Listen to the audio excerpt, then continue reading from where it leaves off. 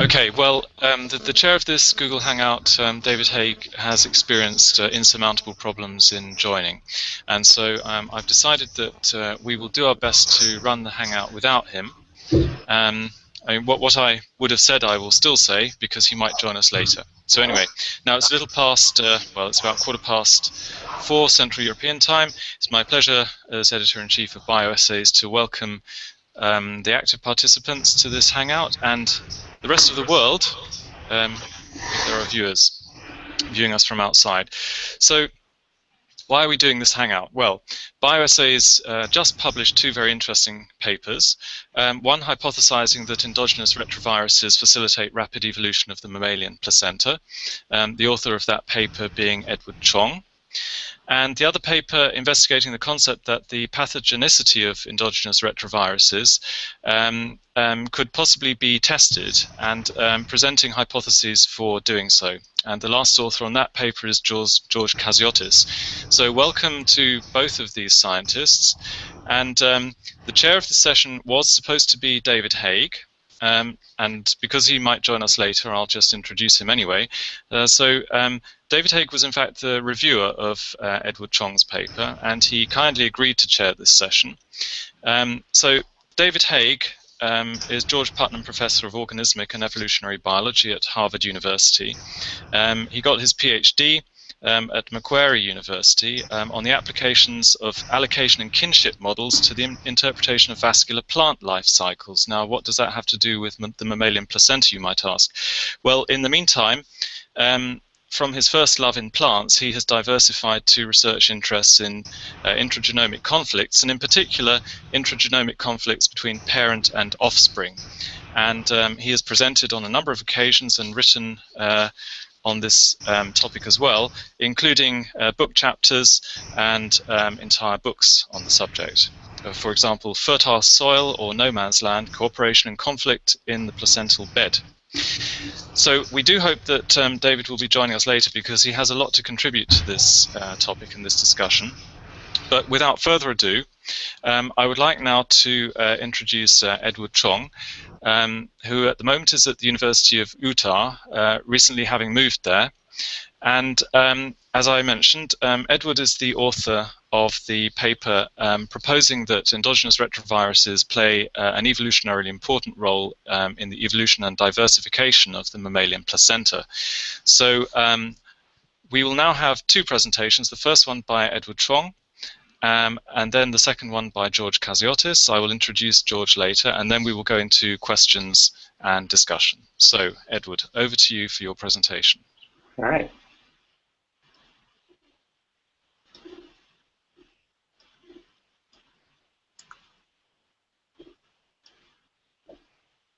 Okay, thanks, Andrew, for the introduction. So first, to address the questions posed by the symposium on whether retroviruses drove placental evolution, I think the short answer would be yes. So over the past several years, there's been a growing body of evidence in that essentially any mammalian species that you look at, whether it's human or mouse or cow or dog, you find endogenous retroviral sequences that are often expressed specifically in the placenta, show some level of evolutionary conservation, and show evidence of contributing to some important placental function. And as this extraordinary relationship between retroviruses and the placenta has come to light, I think it's began to pose an even more intriguing question, which is whether the placenta has actually evolved a kind of symbiotic relationship with retroviruses. Now, retroviral particles in the placenta were first observed over 40 years ago, and our current understanding is that placental cells actually have a unique epigenetic environment that seems to tolerate retroviral activity much more so than embryonic cells. However, why and how this phenomenon occurs remains a mystery. A number of potential ideas have been put forth to explain placental retroviral activity, and today I just wanted to briefly summarize some of these ideas. So first, on one end of the spectrum, retroviruses that are secreted from the placenta could theoretically infect yet unfertilized eggs in the mother's reproductive tract, which would enable placentally expressed endogenous retroviruses to transmit both vertically and horizontally throughout a population. This was proposed by David Haig in Current Biology last year, and this explanation suggests that we may see more placental endogenous retroviruses simply because they happen to be the most successful at invading host germ cells. Second, one of the very unique characteristics of the placenta is that it's ultimately thrown away once the offspring is born. So while retroviral activity is very likely to be detrimental to the host organism, as outlined by other panelists, George Kassiotis, one could reasonably speculate that the fitness cost of retroviral activity may simply be diminished in the placenta. And this could provide a very straightforward explanation for why we might see more retroviral activity in the placenta. Now, on the other end of the spectrum, one could speculate that placental tolerance to retroviral activity actually evolved as an adaptive mechanism for the host. And there really appears to be a fortuitous overlap in terms of what retroviruses have evolved to do and what is theoretically beneficial for the mammalian fetus developing in the womb. As proposed by Robert Trivers and David Haig many years ago, the developing mammalian offspring is genetically distinct from its mother, meaning that pregnancy poses a potential conflict between parent and offspring that parallels a host-parasite interaction in a surprising number of ways. So first, during pregnancy, the maternal immune response must be modulated in order to prevent rejection of the fetus and its placenta. And this is exactly what retroviruses are very well adapted to do. Second, some sort of physical barrier must separate fetal and maternal bloodstreams in order to prevent unwanted exchange of maternal pathogens and immune cells. And indeed, over the past several years, a number of studies have come out identifying retroviral proteins, now collectively known as syncytins, that have been independently recruited in separate mammalian lineages for these very purposes. Another intriguing potential avenue through which retroviruses might benefit the placenta is as a general source of rapidly evolving genomic mutations. The parent-offspring conflict hypothesis predicts an intrinsic disagreement over the allocation of maternal resources, and in this way might result in continuous pressure for the placenta to rapidly evolve just to maintain optimal fitness. This idea has now been supported by evidence at the molecular level, with many placental genes being imprinted and many placentally secreted hormones showing clear signatures of rapid evolution. And this is also supported at the gross morphological level, with the key observation that the placenta exhibits extraordinary developmental diversity across species, more so than most other mammalian organs. Furthermore, there is now emerging evidence that endogenous retroviral elements, in addition to serving as novel placental proteins, can also serve as a large source of regulatory mutations that may facilitate rapid developmental evolution of the placenta. Another possibility that I proposed in my review article is that the trophoblast cell type, which makes up the mammalian placenta, may actually rely on retroviral activity just for proper development. Such a scenario may have been triggered by an ancestral retroviral infection that may have been adaptive for the ancient mammalian placenta. A potential outcome of such an infection would be that retrovirally derived genes and regulatory elements may have become integrated as essential components of the gene network that governs trophoblast development. And there actually is some experimental support for this idea in mouse. And if this were the case, then potential fitness cost of restricting retroviral activity may actually be greater than the cost of simply allowing retroviruses to run rampant in the placenta. An important consequence of this so-called addiction model is that new retroviral elements will be continuously and specifically exposed in placental trophoblast cells, and in this way might drive or catalyze the evolutionary diversification of placenta development, ultimately leading to the diversity of placental forms that we observe today. And if this were true, the trophoblast cell type could be viewed as an intriguing cell type that is intimately defined by both mammalian and viral DNA. And the final point I want to make is that it's entirely possible that multiple ideas presented here and otherwise might explain the evolutionary persistence of placental retroviral activity. And a lot of these open questions will be clarified with time as we learn more about the specific biological mechanisms that underlie retroviral activity in the placenta. Thanks. Thank you very much, Edward. That was a really fascinating presentation. And to viewers who've just joined us, that's the first of our presentations. We will now go on to the second presentation, and then we'll open up for questions and discussion after that one. So it's now my pleasure to introduce George Kassiotis, who is a researcher at the MRC Research Unit at Mill Hill in the UK. And George Kassiotis is the author of an article that discusses the pathogenicity of endogenous human retroviruses and hypothesizes ways in which we could test the true nature of their activities, whether they are indeed pathogenic or not. So over to George now, who will give his presentation. Thank you, Andrew. Just going to bring this up.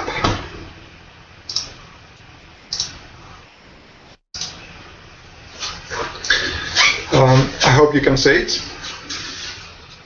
Now, endogenous retroviruses indeed have the capacity to influence gene expression. We can't see your presentation. Sorry to interrupt you, George. We can't see your presentation yet. Are you sharing your screen, or do you have two screens? Perhaps it's. Let me see. screen share. Okay. Can you see it now? Yes.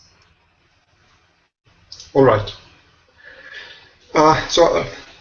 As I was saying, endogenous retroviruses indeed have the capacity to influence gene expression patterns within distinct cell types and to contribute to establishing the cell identity, particularly in the placenta. But as an immunologist, I have been interested in ERV expression in immune organs and cells, and our recent findings suggest that ERV activity is regulated both by cell intrinsic and extrinsic factors. Here we present a, has it moved to the next slide? Let me see, yeah, you can see it. Here we present retroelement expression in various murine tissues. The data are presented as a heat map where red colors correspond to high expression and each horizontal line is a different probe.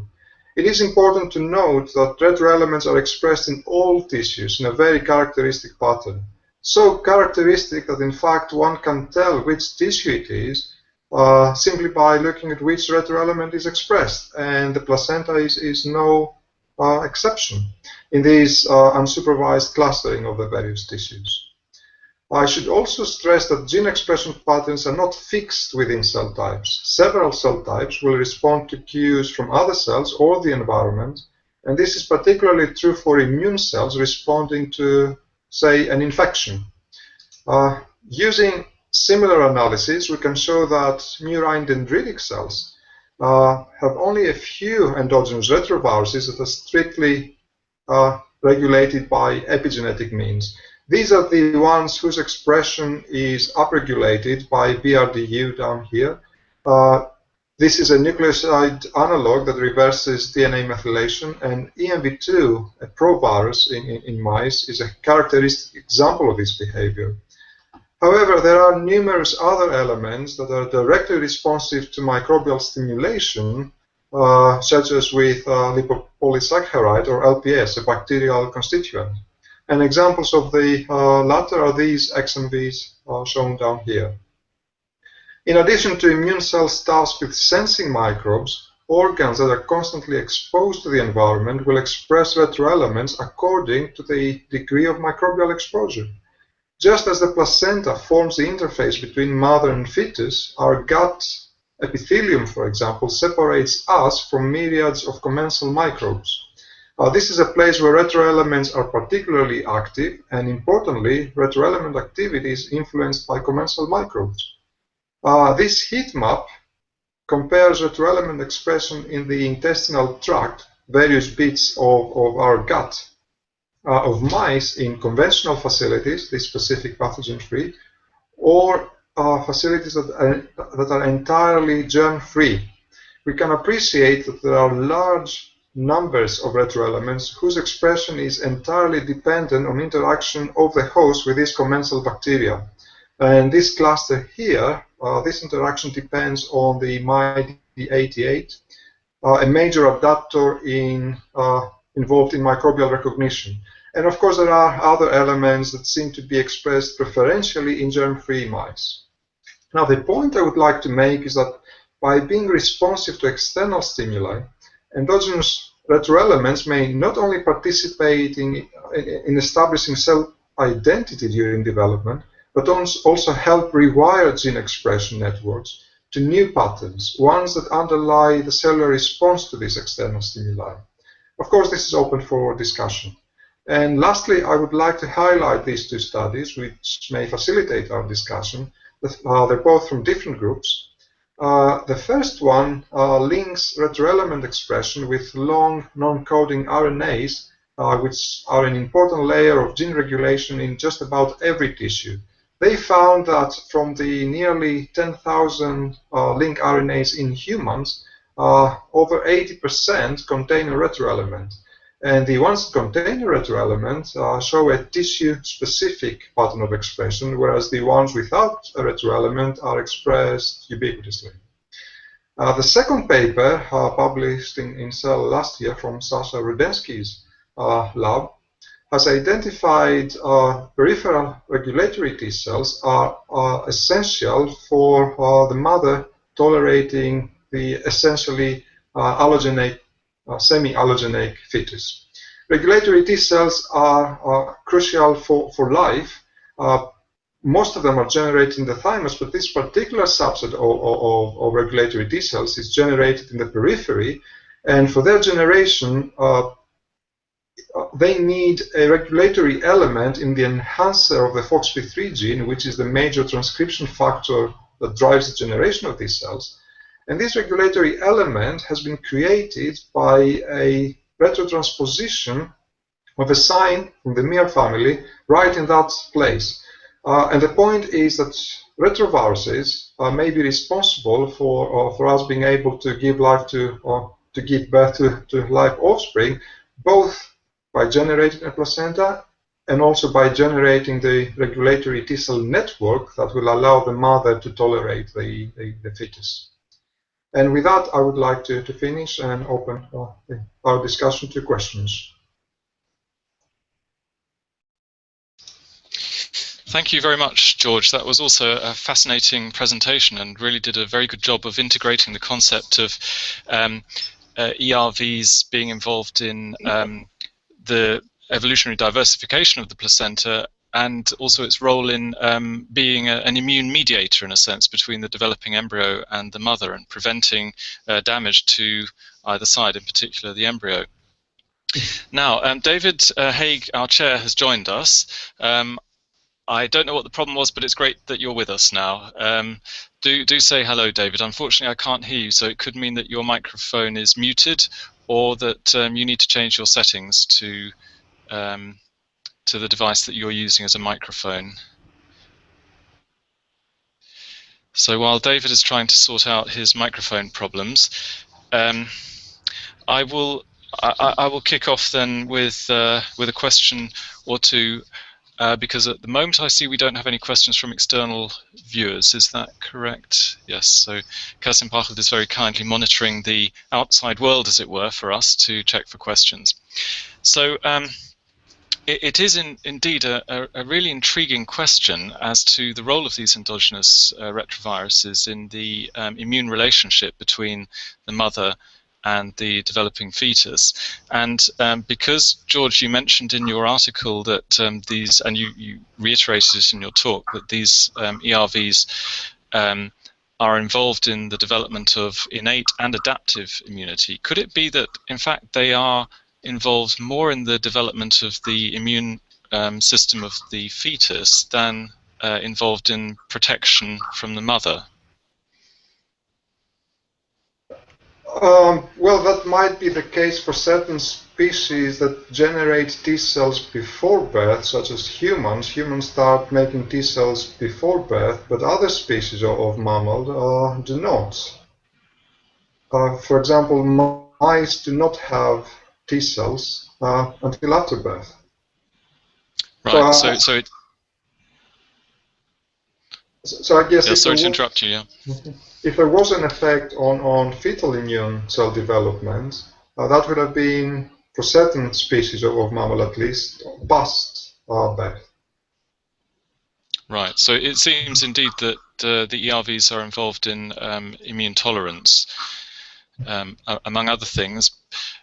And do you think that they might be the major mechanism via which this very mysterious phenomenon of commensals conditioning development might actually be enacted? In other words, they might be the major way through which the commensal microbiota influences the development of the immune and also the nervous system. That is a very interesting question, and I'm sorry to say I don't have an answer to it, although I would love to know the answer to this question.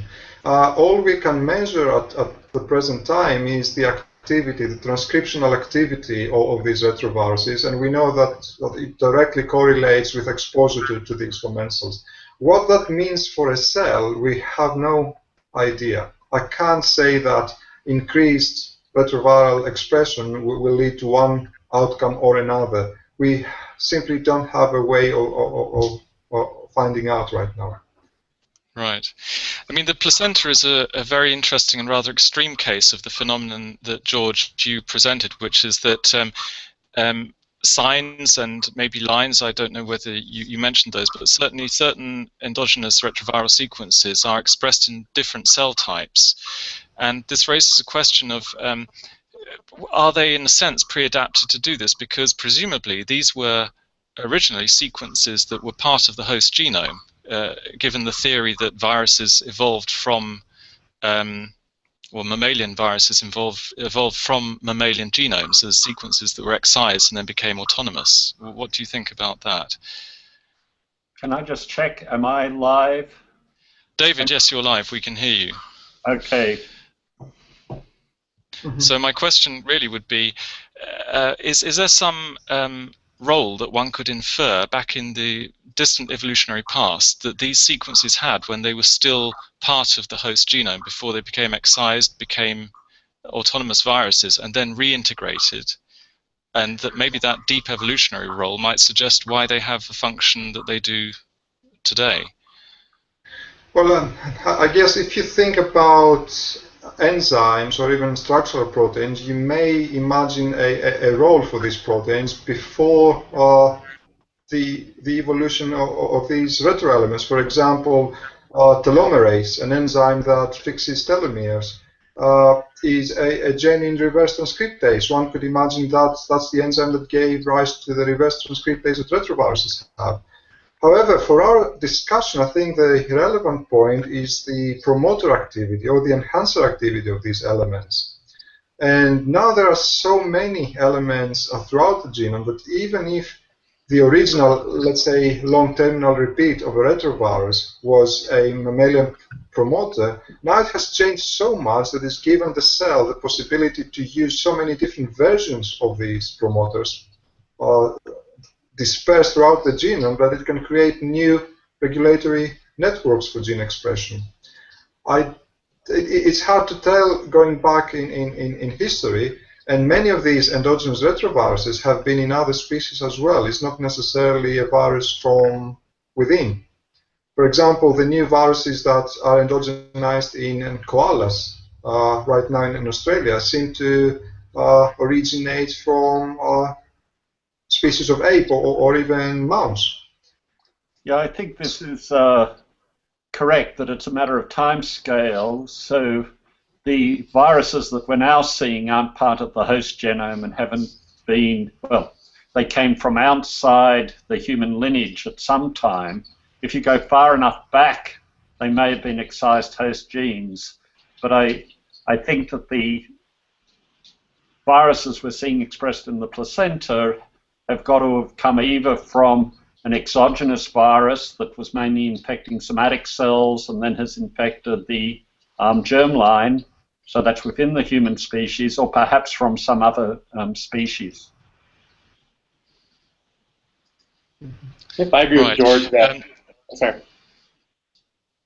I agree with George that I think especially for a lot of the adaptations or co-options of retroviruses we see today, it's becoming increasingly clear that the regulatory component, or the LTRs, of retroviruses seem to be particularly well suited to confer novel expression patterns or functions to mammalian cells. And I think we do see some basal level of this co-option in all sorts of mammalian tissues, including embryonic tissues. And I think what's interesting, and I guess relevant to this topic, is that based on epigenetic data from chromatin immunoprecipitation and other genome-wide studies, that it seems to be that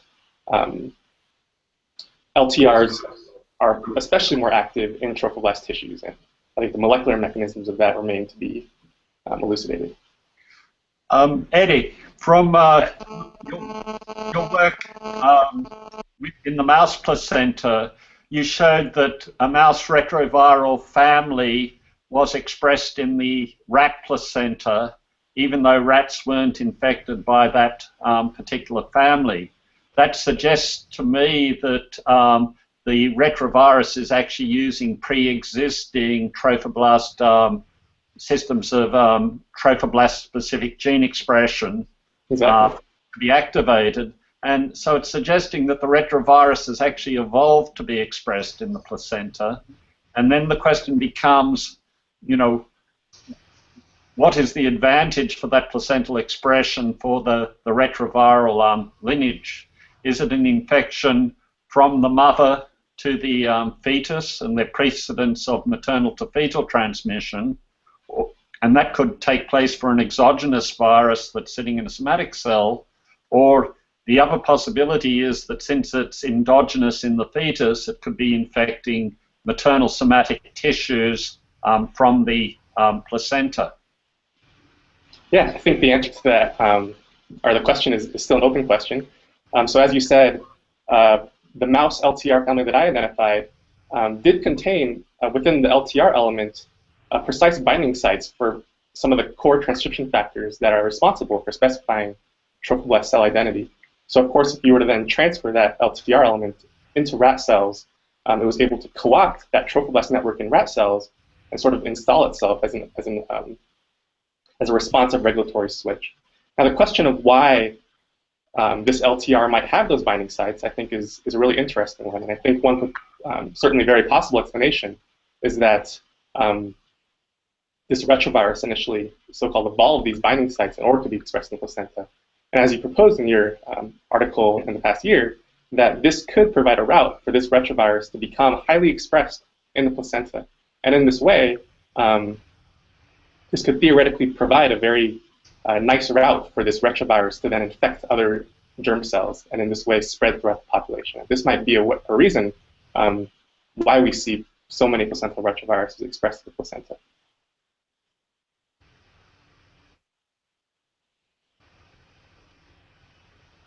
Do you think that them being endogenous in the germline, well, this is a general question I have about endogenous retroviruses.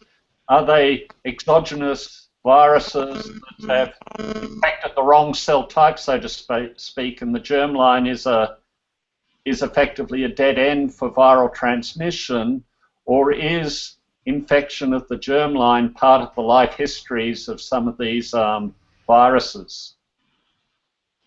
Well, I think that becomes a philosophical question. I mean, when a retrovirus infects a germline, if you were viewing the purpose of the virus to persist as an exogenous virus, then it becomes a dead end for that virus.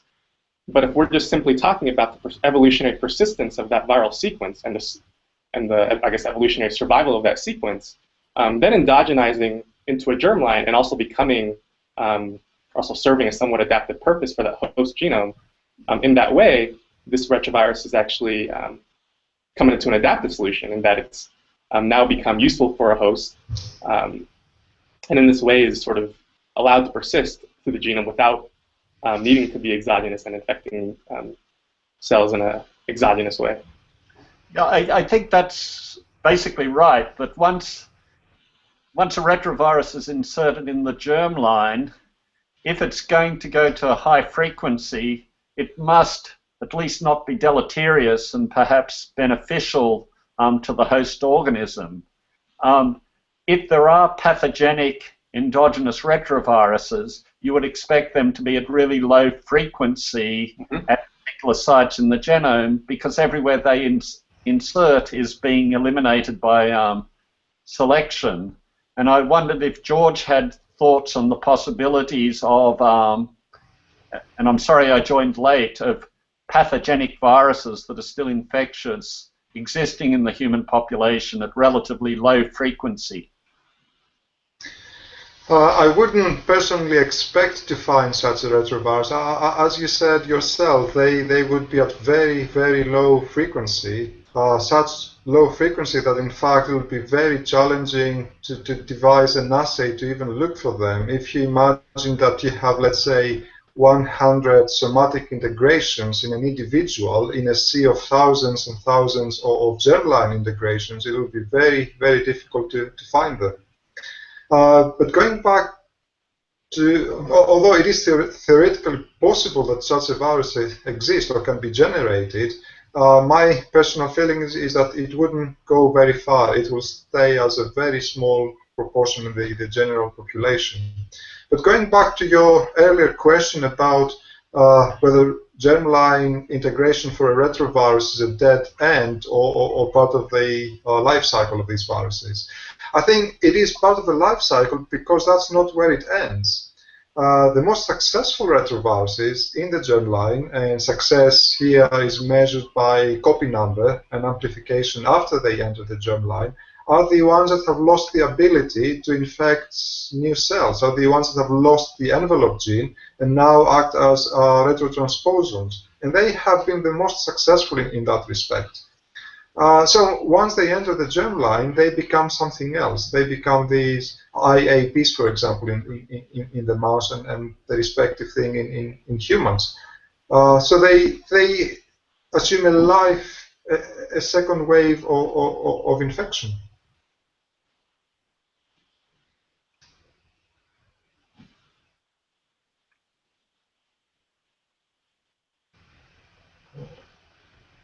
Thank you. That's okay.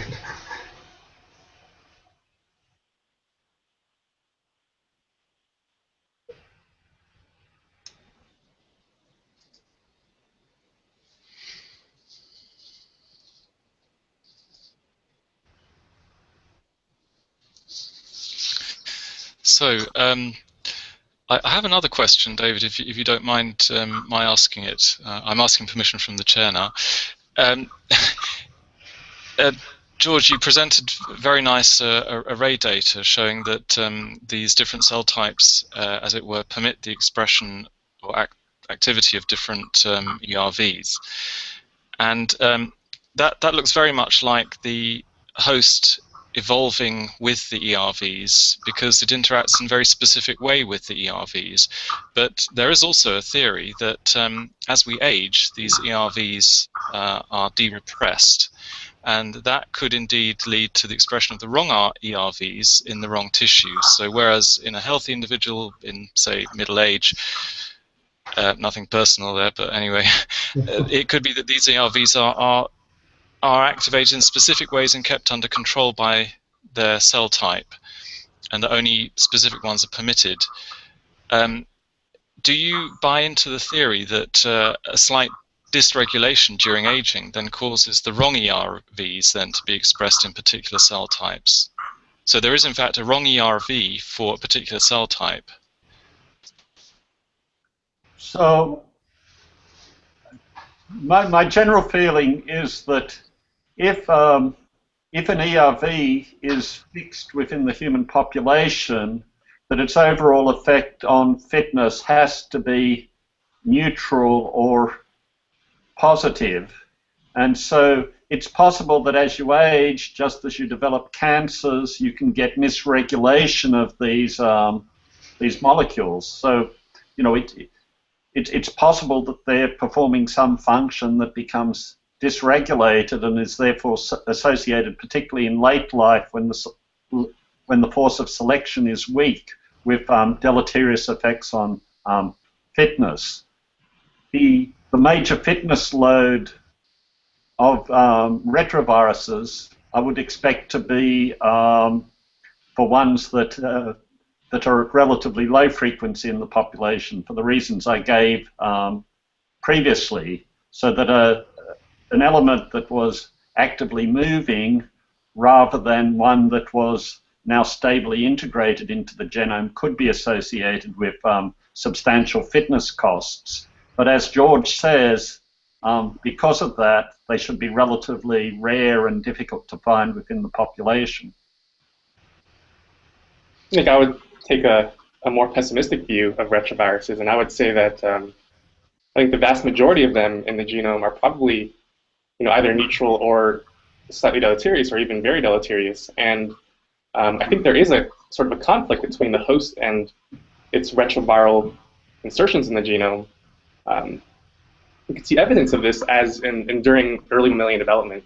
So as the embryo develops, the genome undergoes this wave of DNA methylation, where there's a number of epigenetic pathways that serve to basically target and silence retroviruses throughout the genome. And so for you to take your average somatic cell and look at repressive histomarks or DNA methylation, many of these repressive marks are actually centered on retroviruses and other transposable elements. And I think basically de-repression of these elements in the wrong context, such as in development or in cancers, certainly can expose the pathogenic sort of deleterious consequences of these retroviruses. So I think there's been a lot of recent exploration of this phenomenon in cancer cells. I'm not sure if it's been looked at so much in aging, but I wouldn't be surprised that as we age, I think it's certainly possible that these epigenetic repressive mechanisms begin to weaken, and this leads to exposure of retroviruses that are deleterious but are normally silenced in healthy cells.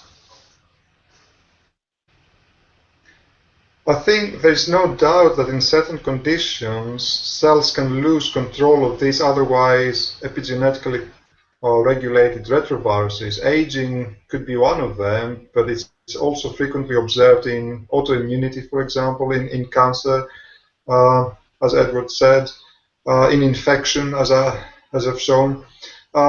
Lots of different human conditions and diseases have been associated with elevated expression of these retroviruses when the cell eventually loses control.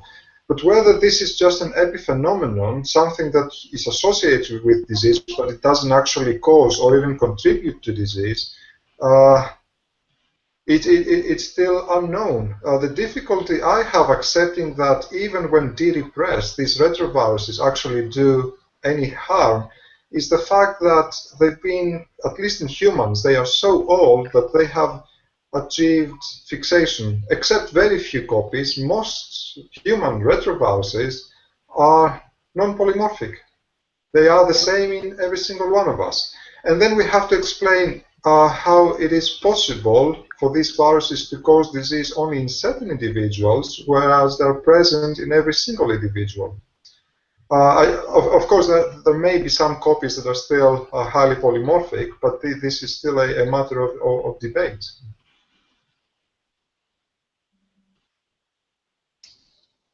That is indeed a fascinating question, as you point out. If these are fixed and they've been around evolutionary for a very long time in the human population, why would they cause disease, and quite serious disease perhaps, in certain individuals and not others? Maybe it is something to do with the epigenetic environment, since that is probably what causes their specific expression in certain tissues and not in others. And could it be that certain tissues are much more sensitive to the expression of a particular ERV than another tissue would be?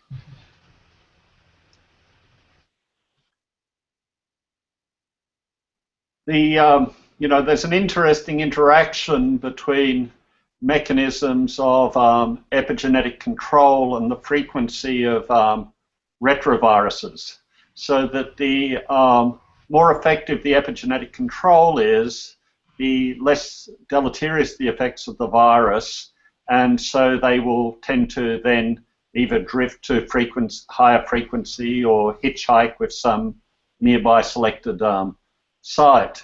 So the fact that these things are at high frequency, one argument, it provides, in a sense, evidence for the effectiveness of the epigenetic control of the elements.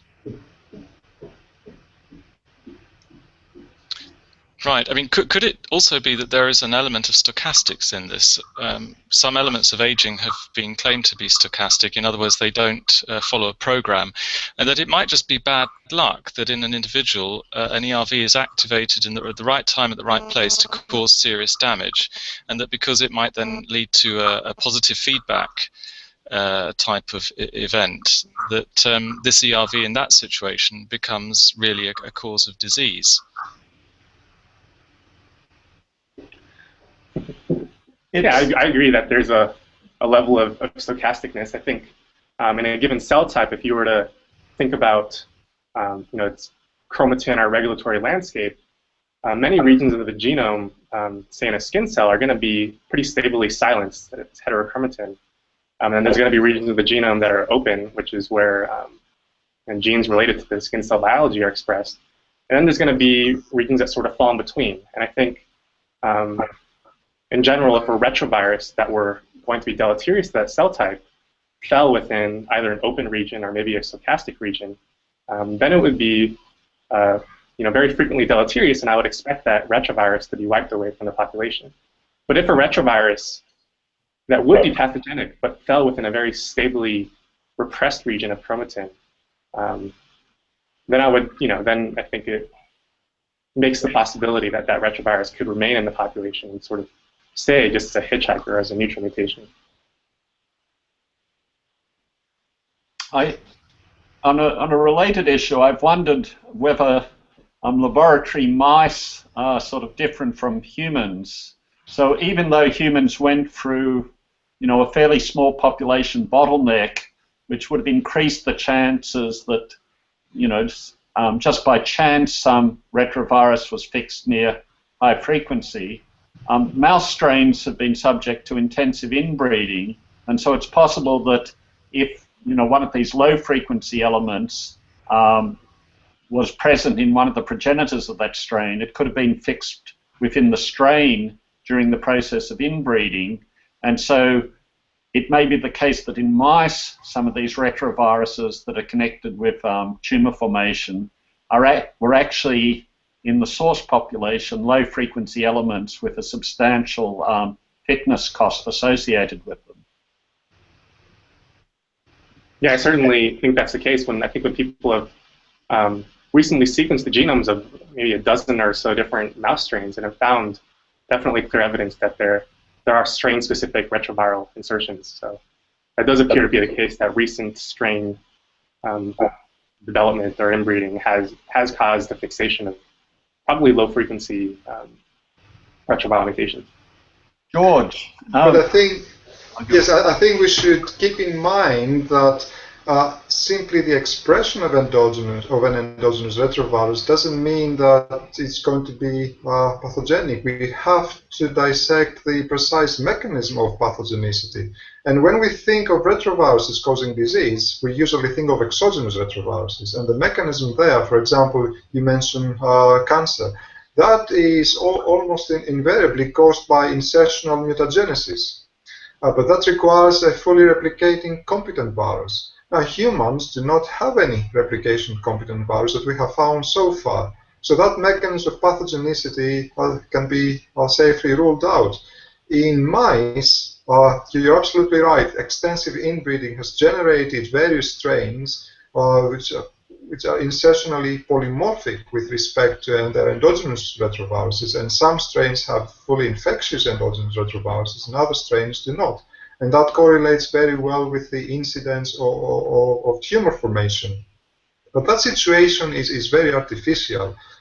This was created by man. Humans are very different.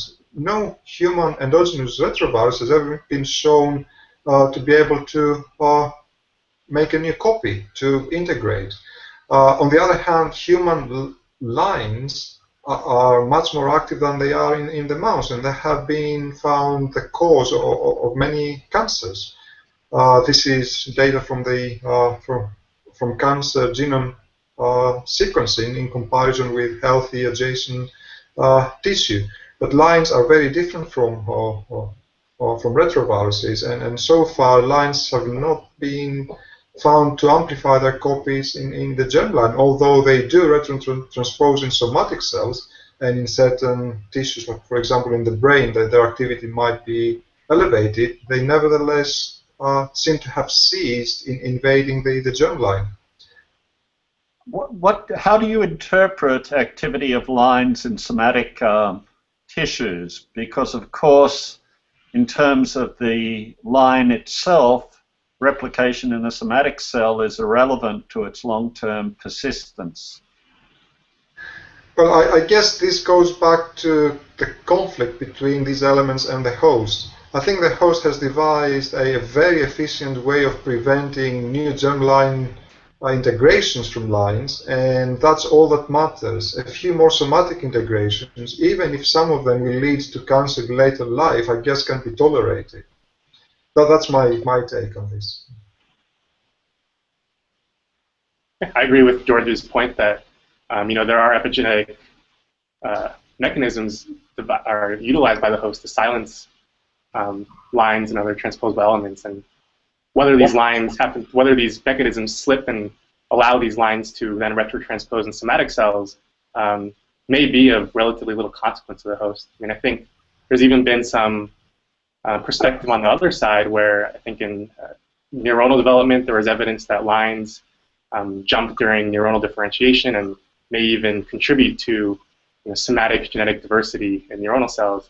I'm not sure where that line of investigation has gone, but it doesn't seem to have too much of a disastrous effect on our biology. Does this mean that if an element can jump, that's not too dangerous compared with if it can self-replicate and then might even be able to infect other cells and go into the germline? The line elements, as George said, don't have envelope genes, and so they can only persist by jumping in the germline. And at every site that they're inserted, there's no selection to maintain the ability to jump because they're just another bit of host DNA. So the fact that there are still active elements is only explained by the fact that they keep moving because it's only the ones that have moved that are being selected to be competent. So the fact that there are still mobile elements in the genome means that they've been active in the germline, at least relatively recently. Does that present a paradox that the ones that are able to jump more are the ones that are able better to survive, and yet those are the ones that are potentially more damaging because the ones that don't jump clearly can't do much to the host genome? Yeah, this is why I find them very, very fascinating genetic lineages. At each position that a retrotransposon or a retrovirus inserts, it's just another bit of host DNA, and selection at that site is against horizontal jumping and in favor of vertical transmission. But each time they jump, the act of jumping itself selects for the ability to transpose. And so the way I put it in my commentary is that mutations that degrade the ability to jump are proliferating at each site that an element is located, whereas mutations that enhance the ability to transpose are constantly moving to new sites. So a retro element is constantly, its evolutionary history is constantly diverging. At each site it inserts, it's being selected either to be eliminated its activity or to acquire a host function, but the fact of moving is selecting for virulence and the ability to transpose and to infect new cells. Perhaps an important distinction we should make for the benefit of the audience is when we say jumping, for retrotransposons, that means in a different position in the same cell. Retrotransposon by definition cannot jump to the next cell. That's a property only of retroviruses that have an extracellular step in their life cycle. And those retroviruses, with the ability to do that, have been extinct. As far as we can tell, do not exist in the human germline. Now, the advantage for a retrotransposon, so not one of the retroviruses in jumping, is because of meiotic segregation, and so that by inserting at new sites within the genome in a germ cell, it is going to be transmitted, down the generations to a higher proportion of the population. And theory suggests that if you suppress sexual reproduction, that retrotransposon activity should be selected against. I wonder how you can test this theory. Matt Meselson looked in Deloid rotifers, which haven't been supposedly sexual for a long time, and the first claim was that they had very, very few retro elements, but since then they've discovered a few even in the Deloid rotifers. But now Matt tells me that maybe Deloids actually have cryptic sexuality after all. So I think the jury is out on this one.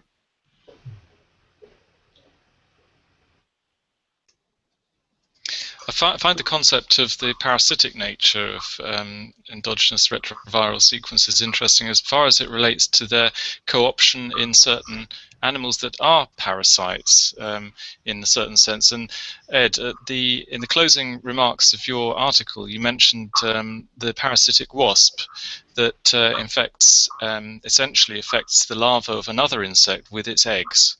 And in these eggs, an endogenous retroviral sequence is expressed that essentially downregulates the immune response of the host larva to the implanted egg. Do you think there are other examples of this?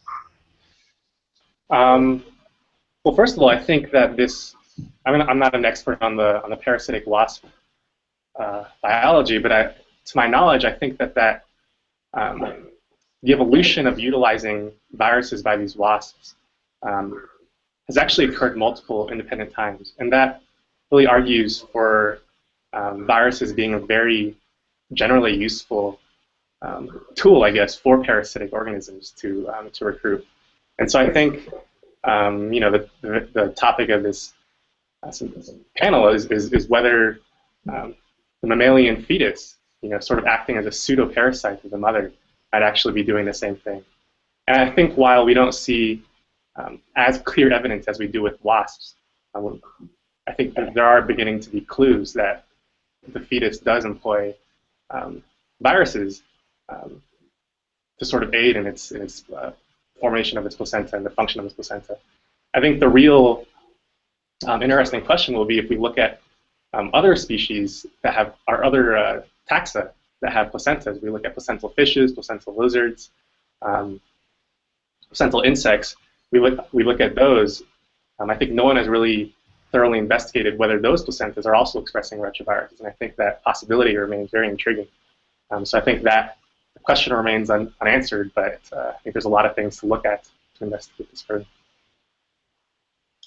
I think a particular interest here is the implication of placental retroviruses in cell fusion events. So there's evidence now that there have been several independent origins of so-called syncytins from retroviral envelope genes, and these facilitate in some cases, the fusion of one trophoblast cell with another. But in cattle, for example, they're associated with the fusion of trophoblast cells with maternal cells. And in human pregnancy, there's evidence that syncytins are being used in the fusion of microvesicles that are released from the placenta with maternal cells. So cell fusion is one way that a virus that's present in one cell can infect another cell, and so that mechanism may have been used then by the fetus for delivering molecules from trophoblastic cells into maternal cells. Yeah, I agree. I think cell fusion, also immunosuppression, I think these are two sort of universal themes that seem to be very adaptive for simply the idea of a placenta, just the idea of having internal gestation. I think this could apply not only to mammals but to other species as well. And so in that way, that's why I think that if we look in non-mammalian placental species, I think it's very likely that we might find that retroviruses, which are very good at facilitating cell fusion and also immunosuppression, might have been repeatedly co-opted just throughout the evolution of placental animals. Perhaps at this stage we should also mention the work of Thierry Heidmann. He's done some fantastic work with syncytins and the immunosuppressive domain. And there is an experiment he is running with that I'm particularly keen in finding out the outcome. And as I'm sure you all know, the syncytins originate from retroviral envelope, so it has both a fusogenic potential but also the immunosuppressive domain, which is part of the transmembrane domain of envelope.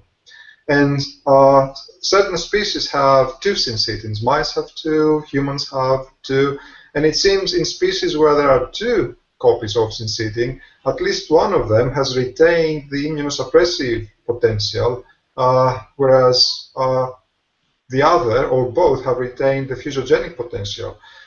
But we don't really know that the immunosuppressive potential or the immunosuppressive domain is even required for the placenta to form or for the mother to tolerate the fetus. So the experiment that I think Thierry is running is to introduce specific mutations in the syncytin gene that abrogates the immunosuppression property but doesn't affect the physiogenic property.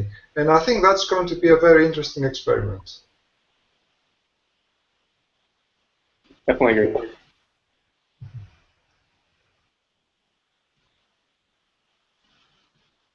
Eddie, so the syncytins are an interesting example in that it's in different groups of mammals, they're actually different. They're envelope genes from different groups of retroviruses that appear to be employed in this cell fusion. And so one question that I think is unresolved is there turnover of syncytins? So way back in mammalian phylogeny, there was an initial cell envelope gene causing cell fusion, and then it's been replaced in different lineages.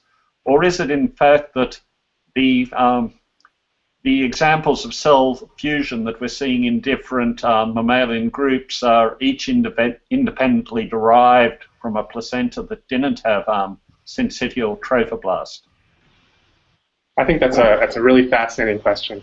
A recent article in PLOS Genetics by the Heidman Group did examine this, and I think they're more in favor in the turnover argument. So the basic idea here is that we see syncytin genes, in some cases 2 or more, in almost every mammalian species that you look at, and that would one way to look at that is that suggests that perhaps syncytin is important for ancestral mammalian function, and there must have been some kind of ancestral syncytin that may have kick-started mammalian placenta evolution. But the paradox there is that when you look in the genome, we don't find a placentally expressed envelope gene that is shared across all mammals. You only find lineage-specific ones. So one possibility is, as you said, that there may have been an ancestral one, but as mammalian lineages evolved, they've repeatedly lost and gained or replaced that syncytin with additional new envelope genes. I'd say I'm in favor of that idea as well, and I think one of the reasons is that we simply see so much diversification and rapid evolution of the placenta.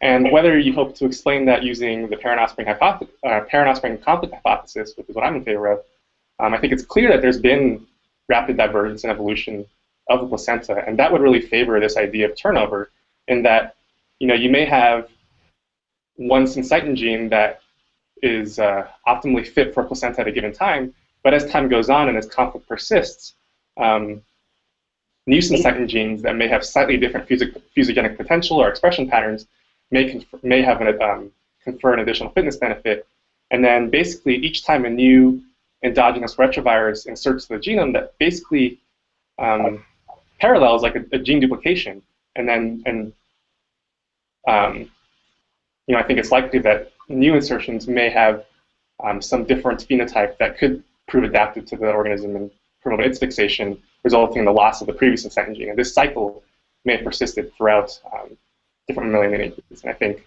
of course, further genomic analysis would be necessary to explore that idea.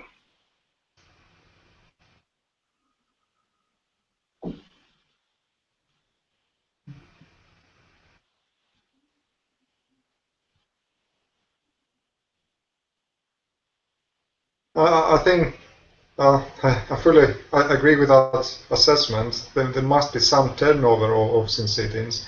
And when they were discovered in the human population, there was one particular endogenous retroviral envelope that people thought was the syncytin gene, or at least involved in placentation, until they realized that there are a few people, a minor proportion of the population, that have a stop codon right in the middle of that gene. So now that gave rise to the idea that this is an old syncytin on the way out, being replaced by the genuine syncytin 1 and 2 genes that people have. But my question would be, given that the human germline has not been invaded by a new retrovirus for millions of years, maybe 50 millions of years of evolution, where is the next syncytin going to come from? Probably from koalas.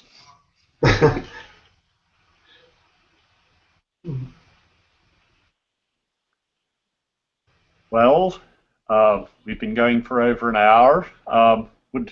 Would the panelists like to make any statements in summing up or closing statements? And I must apologize to the entire audience for my incompetence at gaining access to this Hangout until midway through. Yeah, sure. I think, in closing, I think we have, over the past 10 or 15 years, seen a really tremendous momentum in the discovery of retroviral function in the placenta. And I think there's been a lot of clues that retroviruses do seem to be very particularly adaptive for placental function. I think really the question now is whether the placenta has actually evolved in a way to facilitate this so-called symbiotic relationship. And I think it's an intriguing idea that really doesn't have much experimental evidence backing it now.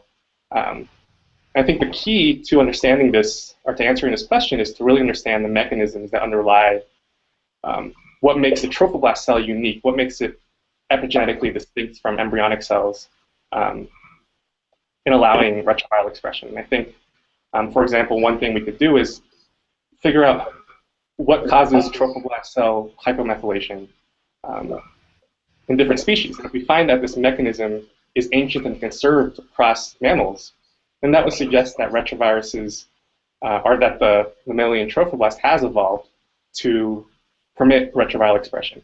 But if on the other hand we see that different species have different, very different mechanisms for repressing or allowing retroviral expression in the placenta, then that would argue that there's been this continual conflict, and really retroviral expression in the placenta represents this balance between retroviral interest and host interest in the placenta. So I think a lot of that remains to be seen, but it'll be exciting next couple of years as those experiments go on.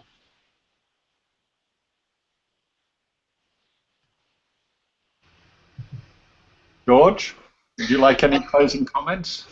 I would just like to reiterate that the studying endogenous retroviruses and also the discussions we've had today throws up some really fascinating questions, but I think we really have to think about models in which we can test this hypothesis. I think we need to go back to the lab and test all of these things. But the one point I would like to make about the epigenetic silencing of retroviruses, most of these mechanisms have evolved to repress repetitive elements. In fact, most of them are relying on the fact on these elements appear in many copies, and that's how they are recognized by this machinery. The longer a species is evolving, the less the similarity between the various copies of the same retrovirus. And humans have very many different families, but because these things, human endogenous retrovirus, are no longer mobile, the different members of the same family have diverged so much that it's even hard to recognize them as a family. And this is going to get even worse with human evolution. So if there was a mechanism that operates in human placenta suppressing these elements, I can't imagine how this would be similar to a mechanism suppressing very different viruses in a very different species. But then again, we need to run an experiment and test this. Andrew, would you have any comments that you would like to make at this stage? Well, only to say that this has been very fascinating series of presentations and debate, and I hope the viewers have appreciated it as well. We have had viewers during the session, and we also will put up a brief report on it with some of the most interesting questions and insights. And yes, so over to you, David, to do the first honours. What do you want me to do? Sorry. The first honours of thanking our two presenters. Oh, right. Okay. My apologies. Well, I'd like to thank Edward and George very, very much for both their very insightful papers and their participation in this event. And my thanks also to Edward Chuong, George Kassiotis, and David Haig for being our chair. And thank you to all the viewers. And with that, I close the Hangout. Thank you all very much. Bye-bye. Thank you, and bye.